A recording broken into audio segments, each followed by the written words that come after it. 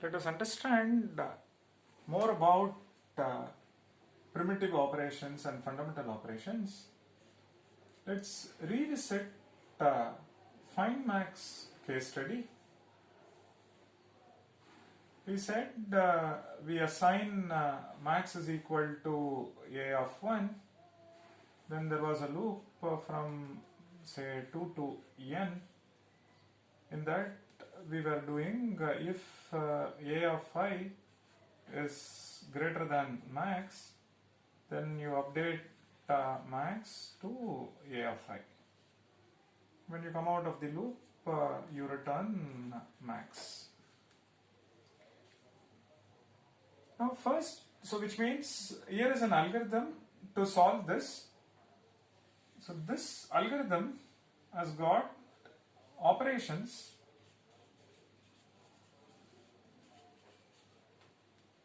it is performing one assignment.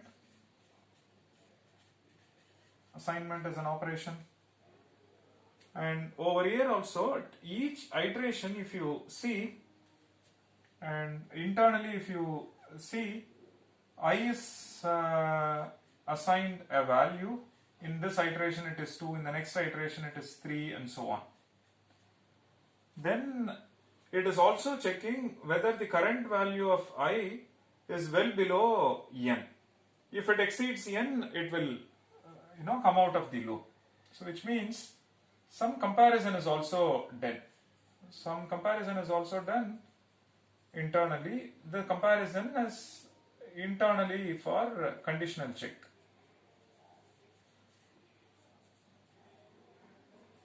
Is I is less than or equal to n. Okay. Then internally it is also incrementing the value of I.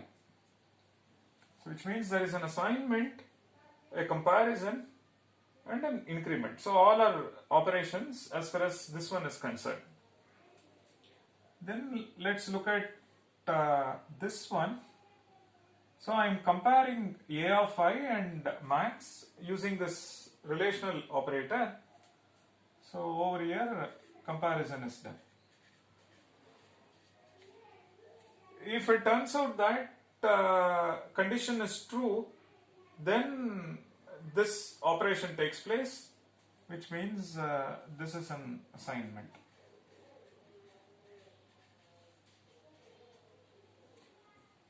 Okay. Things like this we don't consider because there is no operation here. Operation in the sense that here it simply returns the value to the calling function, and we focus on fundamental operation like assignment, comparison, increment, all that. Now what is that we are interested in? As part of step count analysis,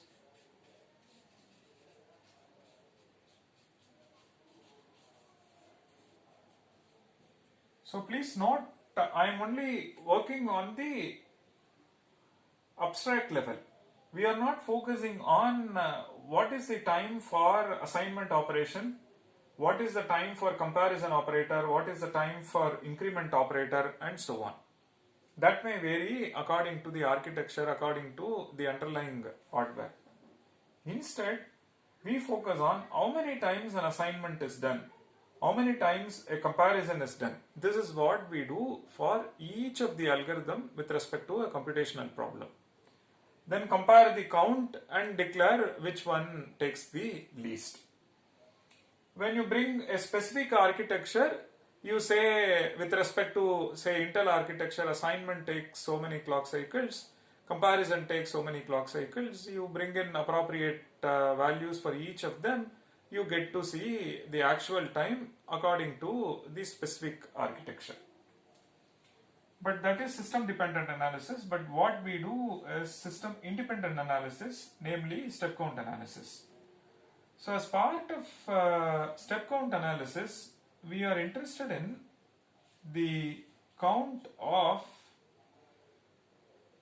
assignment, count of comparison, so count of assignment operation, comparison, and increment.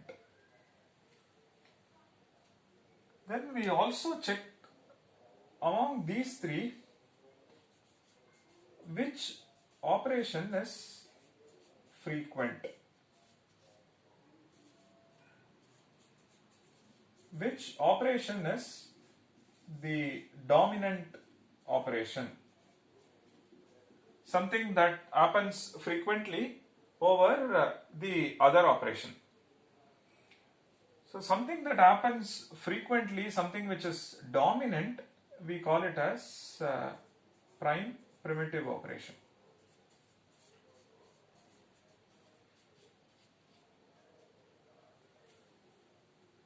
And as part of time complexity analysis, so as part of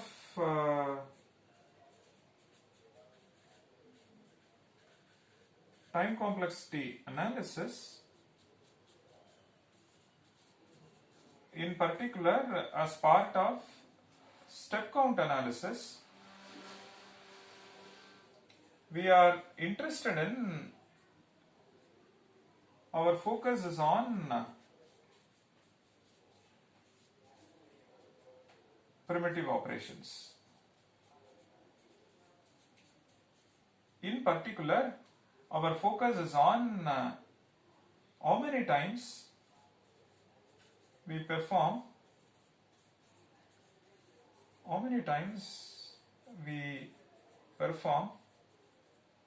the primitive operation. If there are multiple operations taking the same frequency, you can choose any one as the primitive operation. So we are interested in knowing how many times we perform the primitive operation, or the count of primitive operations is precisely our step count. So the count of primitive operations is precisely our step count. So as part of step count analysis or time complexity analysis, we are not focusing on system time. Instead, we are focusing on something called frequent operation or dominant operation or prime operation. So our focus is on counting how many times we perform this primitive operation. So the step count analysis precisely talks about how many times we perform primitive operation, or the frequency of that, or the count of that. So as part of step count analysis, given a problem and an algorithm, we are interested in identifying of all the operations involved, which one is frequent and how many times that is being carried out. And that is something we look at for each of them to compare algorithm, to comment about the efficiency of the algorithm and so on. We shall see more about this by looking at specific case studies.